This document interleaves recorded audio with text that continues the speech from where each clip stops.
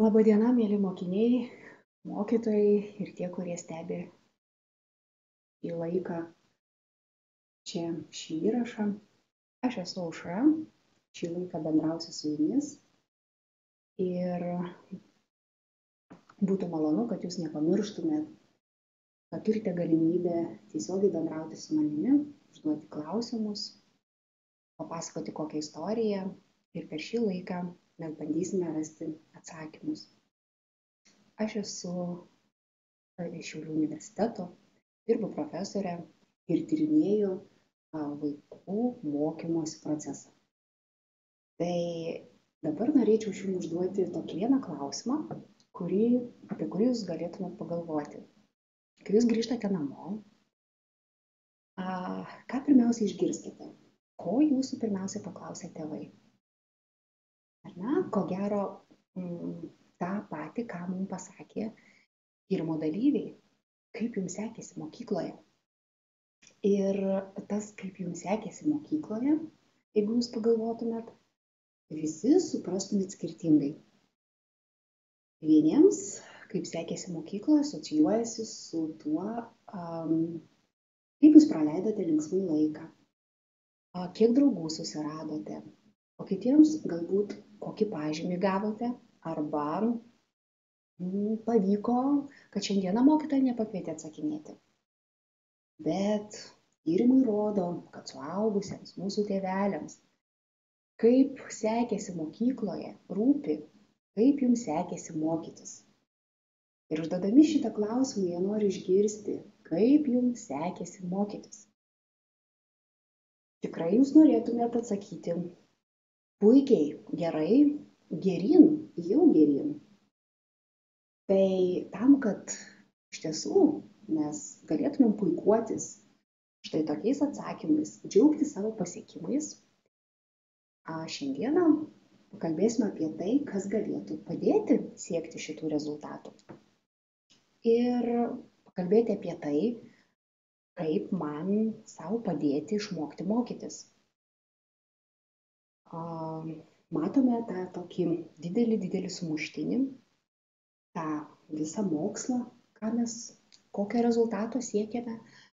Įvairiausių mokykloje yra dalykų, įvairiausių temų, įvairiausių užduočių, kurias mums reikia įsisavinti, kurias reikia perskaityti, išspręsti, suprasti ir taip toliau. Ir kągi dabar daryti?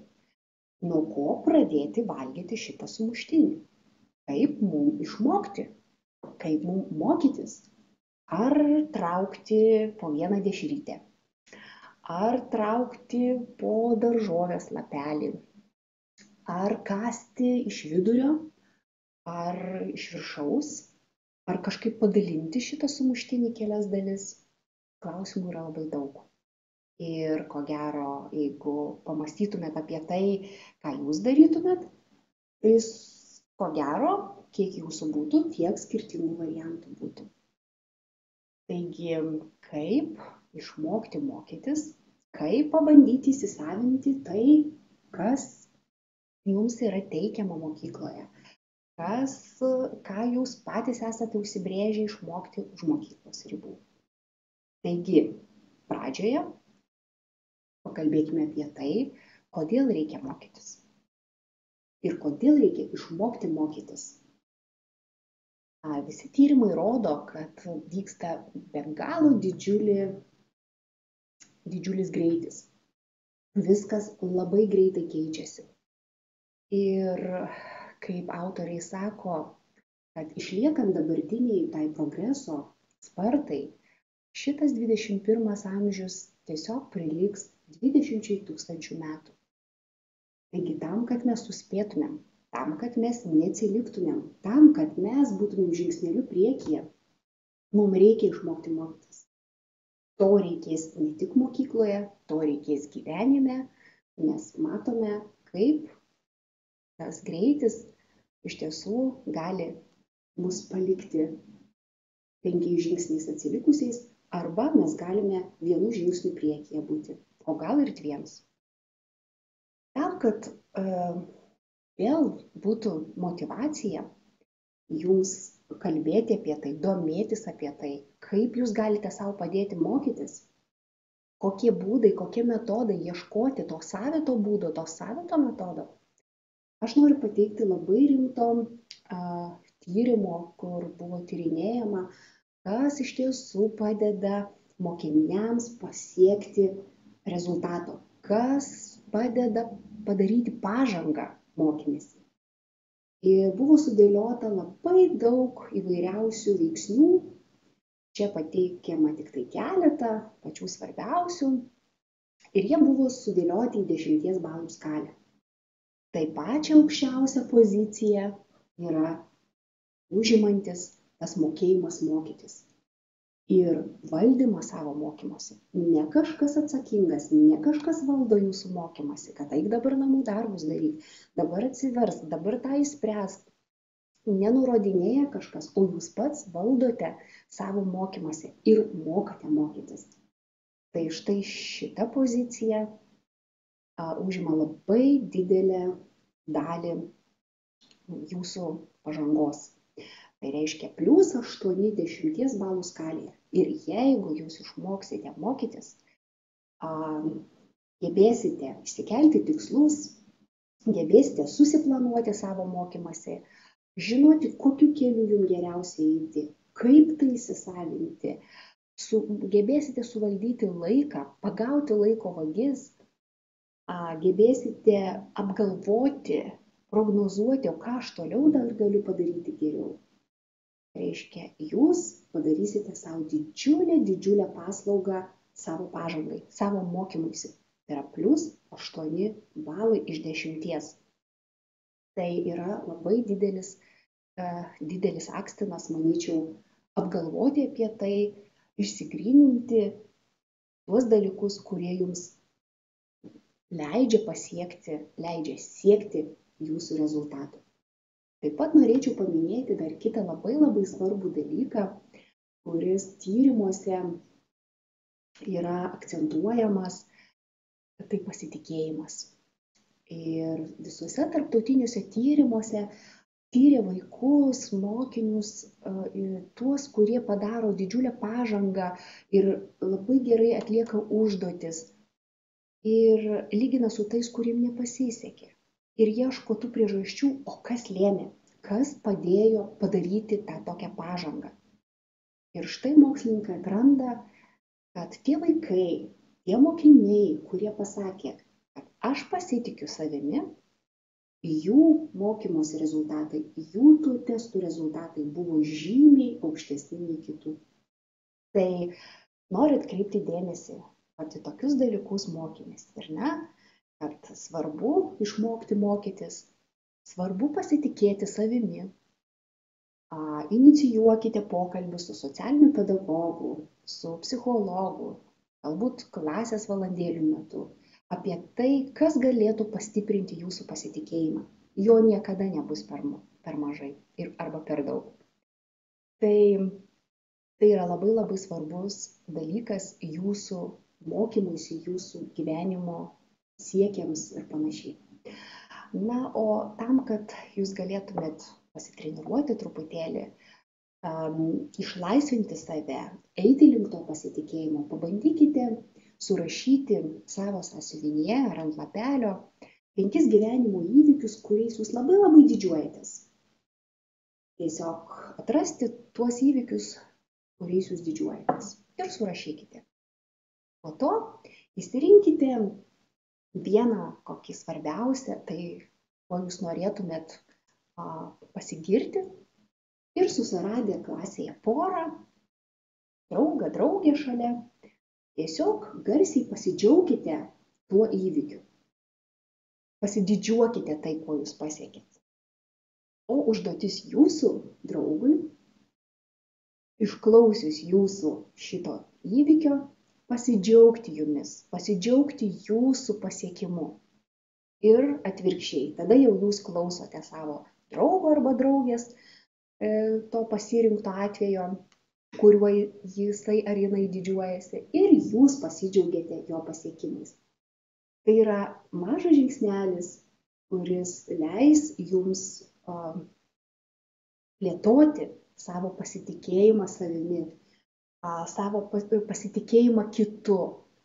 Ir tai lems žingsnelis po žingsnelio ves prie jūsų geresnių rezultatų. Tik pasitikinti žmonės gali siekti ambicingų tikslų. Tai puoselėkit savo pasitikėjimą visais įmanomais būdais. Visais įmanomais būdais. Na ir kad eitumėm toliau prie tam tikrų būdų, turime išsiaiškinti yra tai, kad tai, kas tinka vienam, netinka visiems. Ar ne? Tai pasiklausykime tokios istorijos. Ta istorija vadinasi Turistas ir 3 turistai ir liūtas. Tai vieną kartą 3 turistai nuvyko į Afriką. Jie vaikšto, dairosi, viskas čia jiems nauja, augalija, gyvūnija, tiesiog viskas įdomu, su susidomėjimu viską stebi. Ir staiga iš po krūmo iššoka liūtas. Pirmasis turistas sustingsta ir nieko nedaro. Tiesiog suakmenėja. Antrasis turistas daro mankštą, mankštinasi, pritūpimus daro, rankas mankština. Pirmasis turistas klausia, o ką tu čia darai? Sako, mankštinuosi.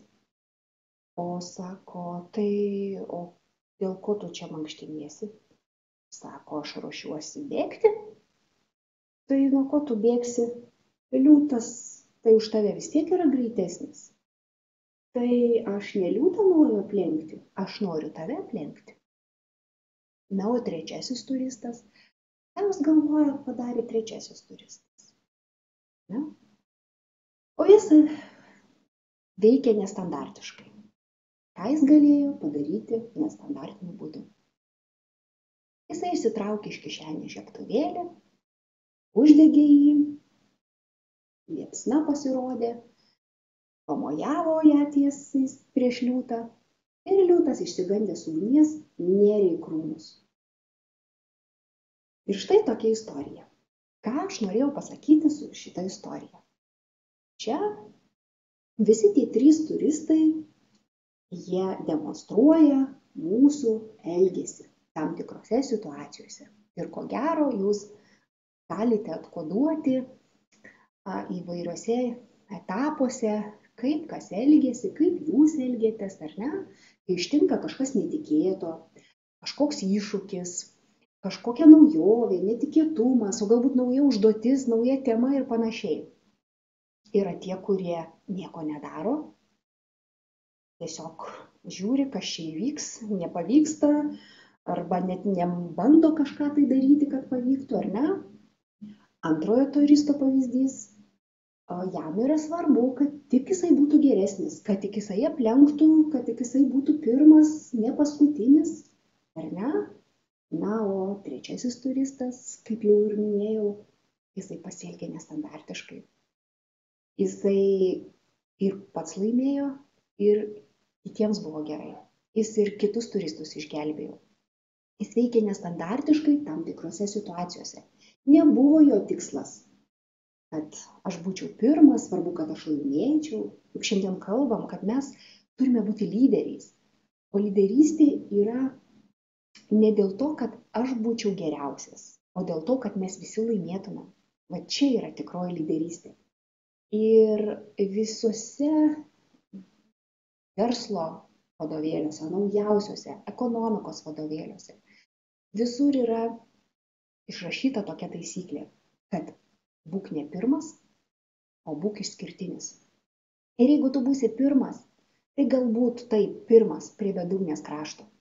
Šiandieną turi būti kitoks, kitaip veikti, atrasti tą savitumą, nekopijuoti tai, kaip mokosi jūsų draugai, netiks jums.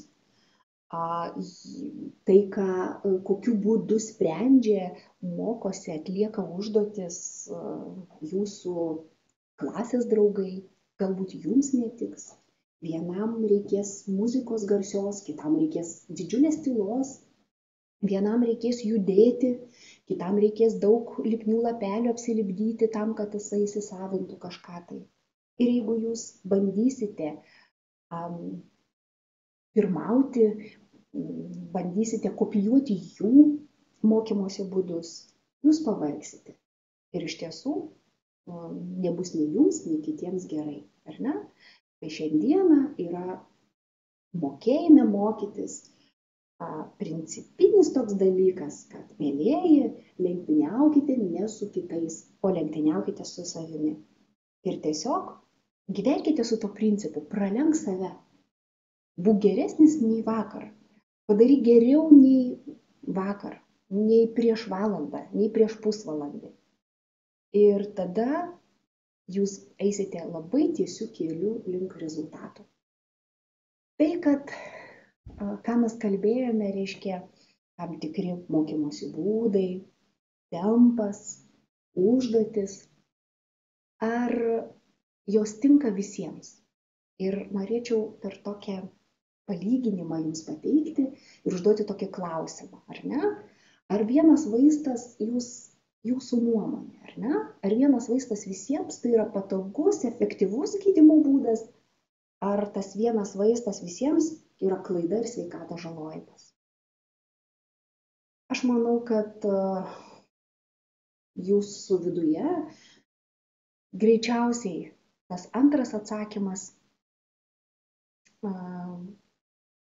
iškilo ir tikrai matote, kad jeigu jūs pradėjote kosėti, pradėjo jums skaudėti gerklę, tai tikrai negalite gydytis tuo pačiu vaistu, ką draugas daro, ką kaimynas, kaimynė daro, ne? Jums reikia savaip gydytis, nes tai yra kitoks galbūt kosulys, kitokia liga. Tai lygiai taip pat ir mokymėsi. Tai, koks tinka tempas kitiems, netinka jums. Taip, mokykloje dažnai deja bando per tą patį laikotarpį, kad jūs visi suspėtumėte tą patį atlikti. Bet iš tiesų taip nėra. Ir gal esate ir girdėję pasakojimą, kaip reikia gyvūnams, drambliui, kregždutei, gyvatei ir banginiui atlikti vieną užduotį. Per mėnesį išmokti lipti medį, ar ne? Tai užduotis visiems vienoda, bet mes esame visi skirtingi. Kregždutė mokėsi lipti į medį, nekaip jai pasisekė, jinai tik tai gali užskristi. Dramblys visaip suko ratus aplink tą medį, suko, ir koją dėjo ir antrą, ir jam ten nepasisekė atlikti tos užduoties. Ta gyvatė gražiai susirangė, į kokiam tik nori aukštį galėjo pasiekti. Būtent ir medžio viršūnė, ir kamienų, ir šakomis ropoti. Bet, o banginis vargšas aplamai, jam buvo sudėtinga net kažką tai pabandyti. Tai štai šitas palyginimas yra kaip iliustracija, kad tikrai mes esame visi skirtingi, kad mums netinka vienas ir tas pats, kad mes esame stiprus vienose vietose, bet galbūt šiek tiek esam silpnesni kitose. Ir tai yra natūralu. Ir tai yra natūralu. Ir pabandykite įsivaizduoti, ką jūs esat matę kino filmuose, galbūt dokumentiniuose filmuose, kaip vaikšto pingvinai sausumoje, ar ne? Jie tokie nerangus, jie tipena, jie juda lėtai į vieną, į kitą pusę, ar ne? Tokie neranguoliai. Bet kokie jie yra miklūs vandenyje, kada jie iššoka, kada jie gali plaukti toli, gali nardyti, gali įvairiausius vingius atlikti. Ir tas pats gyvūnas sausumoje nerangus, vandenyje tikras miklus gyvūnas. Ir mes lygiai taip pat. Mes esam stiprus vienose srityse, kitose mums nelabai sekasi, ar ne? Bet mes negalime tai paimti, kad štai aš esu stiprus ir gerai sprendžiu matematikos užduotis, bet man galbūt silpniau sekasi kitas dalykas ir aš jį tiesiog atidedu į šalį. Ne, pingvinai, jeigu jie yra tokie neranguoliai sausumoje, jie netupi vienoje vietoje atsitupę, ar ne? Jie ten vis tiek veikia, daro, kiaušinius deda, rūpinasi savo mažyliais, keliauja, rūpinasi maistu, vienas kitam padeda, ar ne? Tai vis tiek rūpinasi ir vysto tą savo nelabai rangią pusę. Bet mes turime ir stiprybių. Tai tikrai dar kartą yra toks įrodymas, kad ten, kur esame stiprus, mes negalime lygintis tiem, kuriem galbūt silpniau sekasi ir panašiai. Tai štai tokie dalykai, kurie veda per pasitikėjimą, per žinojimą, kad esame skirtingi, per žinojimą, kad turime turėti tam tikrų savitų būdų, strategijų, pažinti save, kas mums padeda geriausiai siekti kažkokio rezultato. Nesvarbu, ar tai bus dalyko mokymo, ar tai bus gyvenimo kažkokio tai tikslą būsim užsibrėžę. Šitos strategijos mums jos visą laiką padės. Tai vienas iš tokių pagalbos būdų, kuriuo aš norėčiau šiandieną supažindinti, kad jūs išbandytumėt, po to pamokose galėtumėt, o gal ir gyvenime pritaikyti. Tai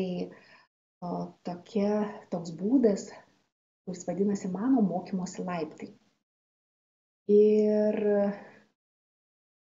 pagalvokite, kada jums užduoda klausimų, kada jūs paklausėte ar ne, kažkas jums nepasisekė ir mokytojas klausė, arba tėveliai, arba tas, kas padeda, jums klausė, sako, tai kogi tu nežinai? Koks jūsų dažniausiai atsakymas? Aš žinau. Aš girdžiu, kaip vaikai sako, aš nieko nežinau, arba aš nežinau, ko aš nežinau, arba aš visko nežinau. Bet tai netiesa. Tai yra didžiulė netiesa. Tai yra momentas, kada jūs šaukėtės pagalbos. Ir čia jūs galite padėti savo. Padėti savo išsiaiškinti savo žinojimo ir nežinojimo ribas. Savo žinojimo ir nežinojimo dalykus. Tai pabandykime tiesiog atlikti vieną tokią užduotį, kuri jums ateityje, jeigu jūs ją naudosit, padės siekiant tam tikrus tikslus. Ne? Tai ten, kur yra mano tikslas, užsirašykite kokią nors artimą tikslą. Na, galbūt noriu išmokti kepti kokį nors pyragą. Arba noriu per sekantį kontrolinį gauti vienu pažymiu daugiau, ar ne? Tokį artimą kokį nors tikslą užsirašykime. Kada užsirašėm šitą tikslą, ant pirmojo laiptelio, ant pačio žemiausio, surašykime 3 argumentus, 3 požymius, kurie rodo, kad tikrai tas tikslas yra pačioj žemiausioj stadijoj, kad tas tikslas yra dar nepasiektas. 3 argumentai, kurie rodo, kad tikslas yra nepasiektas, kad yra pačioj žemiausioj stadijoj. Ne? Tada ant 6 laiptelio užrašome 3 požymius, kurie rodo, kad šitas tikslas jau yra pasiektas. Ar ne? Kokie požymiai rodys, kad šitas mano tikslas bus pasiektas, iš ko aš spręsiu. Kada mes turime užpildytą 1 ir 6 laiptelį, tada mes pasidėkime varnelę, kurioje vietoje mes dabar esame, ant kurio laiptelio dabar esame siekiant šito tikslo. Ir iš karto norėčiau jūs įspėti, kad negalvokite taip blogai apie save, kad pasitikėkite savimi, kad jūs tikrai nesate ant 1 laiptelio. Tikrai nesate ant 1 laiptelio ir pagalvokite, ką jūs jau žinote, kad tai yra įrodymas, kad nesate ant 1 laiptelio. Ką jūs jau žinote? Galbūt, jeigu jūsų tikslas yra, iškepti kokį nors pyragą, išmokti kepti, ar ne? Tai jūs žinote, kad jį reikia miltų dėti, kad reikia kiaušinių ir jūs žinote, kur tos kiaušinius nusipirkti ir taip toliau, ar ne? Tai jau šitas žinojimas yra kaip įrodymas, kad tikrai jūs nesate ant pirmo laiptelio. Aš čia tiesiog motyvuoju, kad tikrai nenuvertintumėt savo žinojimo ir pasikapstytumėt giliau apie tai, ką jūs jau žinote, kad atkoduotumėt tas mažas detalės, kurios jau jūsų žinojime, jūsų galvelėse yra. Ir tai yra labai svarbu. Tai yra labai svarbu nenuvertinti kiekvieno savo žinojimo. Tai dabar, kada mes pasidėjome tą paukštelį ant to laiptelio, mes susirašome 3 požymius, kurie rodo, kad jūs būtent esate šitoje vietoje, ar ne? Kas rodo, kad jūs jau esate, pavyzdžiui, ant 3 laiptelio. Kas rodo, kad jūs ant 2 laiptelio. Kokie požymiai? Ar tai, kad jūs jau tą ir tą mokat, tenkitės ir tų pozityvo rasti. Galbūt yra įrodymas, kad jūs dar to ir to nemokat ir esate ant 2 laiptelio, ant 3 laiptelio, ar ne? Bet stenkitės rasti ir pozityvą, ne vien negatyvą rašyti. Aš esu ten ant 2 laiptelio, todėl kad dar nemoku to, 3, 4, nežinau, 5 ar 6. Ne. Pabandykite rasti ir pozityvą. Ir kuo pozityvo bus daugiau, tuo lengviau bus lipti tais laipteliais. Kada mes jau žinome, kokioje vietoje esame, dabar brėžiame rodiklį ir ant sekančio laiptelio užrašome 3 darbus, ką turėtumėm padaryti, kad galėtumėm palypėti bent 1 laipteliu aukščiau. Čia jau yra nebe požymis reikia surašyti, o 3 darbus. Ką reikia padaryti, kad mes 1 laipteliu aukščiau paliptumėm. Ir kai surašom šitos 3 darbus, prie kiekvieno darbo užrašome datą. Iki kada mes tą darbą padarysime. Ar ne? Jeigu aš ten noriu vienu pažymiu, ar ne, už kažkokią tai kontrolinį gauti aukštesnį, tarkime, ir jūs užrašė, kad reikia man išmokti daugiau ten anglų kalbos žodžių, ar ne? Tai iki kada tai padarysite? Antras darbas, dar kažkoks tai yra, ar ne, darysiu uoliai ten gal namų darbus. Vat ir iki kada tą darysit, galbūt jau šiandieną grįžęs iš karto tą darysiu ir panašiai. Tai aš čia kaip pavyzdį pateikiu. Jūs geriausiai žinote ir geriausiai galite suplanuoti savo mokymąsi. Kada jau esame pasidarę, štai tokius laiptus užsipildę, žinome, kokia yra ta pradinė stadija, kada yra pirmas laiptelis, žinome, ko reikia, kad mes jau užliptumėm ant to 6 laiptelio, žinome, kokioje vietoje mes esam ir žinome, kokius darbus turime padaryti ir iki kada. Tai štai jūsų planas. Štai jūsų planas, kaip jūs galite siekti savo tikslo. Ir iš tiesų labai norėtųsi, kad tai jūs darytumėt savarankiškai. Kad padėti mokytis geriausiai, jeigu jūs sugebėtumėt patys. Kad taip džiaukitės, jeigu bus tiesiamos pagalbos rankos. Bet aš norėčiau papasakoti tokią trumpą istoriją su drugeliu, kada jisai veržėsi jau iš to kokono į tą gyvenimą ant medžio šakos, o šalia stovėjo žmogus. Ir jisai stebėdama šitą procesą negalėjo žiūrėti, kaip sunkiai viskas vyksta, kaip kankinasi tas drugelis, kaip jisai iš to kokono veržėsi. Ir jisai pasėmė peiliuką ir šiek tiek padėjo, šiek tiek praplėšė tą kokono plėvelę, kad tas drugelis įsilaisvintų ir jisai galėtų jau tiesiog išskristi, ar ne? Bet drugelis išsirito, sparneliai jo silpni, jisai sunkiai galėjo skraidyti, o biologiškai tai turi išsiveržti pats drugelis iš šito kokono. Tokiu būdu į jos sparnelius prisikaupė skysčio, prisikaupė to skysčio, kuris padeda sustiprinti ir paruošti gyvenimui, kuris padeda jam skraidyti. Ir va štai šita pagalba, kuri tikrai nėra reikalinga, tik susilpnino jo visą gyvenimą. Tai noriu pasakyti, kad stenkitės ir prisimkite atsakomybę už tam tikrų tikslų siekimą patys, tam, kad jūs taptumėt stipresni, tam, kad jūs galėtumėte būti stiprus siekiant savo rezultatų.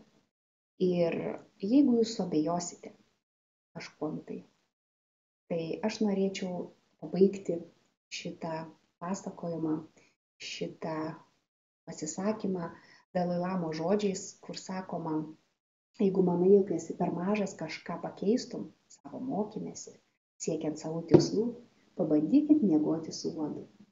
Kaip toks mažas vabaliukas gali iš tiesų išvesti iš kantrybės didelius žmones. Tai ačiū Jums už dėmesį, kad išklausėte. Tai yra tik tai maža dalis, kaip mes galime padėti savo mokytis. Ir jeigu Jūs sudomino, jeigu Jūs norite daugiau sužinoti, bus nurodyti mano kontaktai. Prašom, rašykite, klauskite, pasikvieskite į savo mokyklą ir mes pasišnekėsime apie tai žymiai plačiau. Ačiū.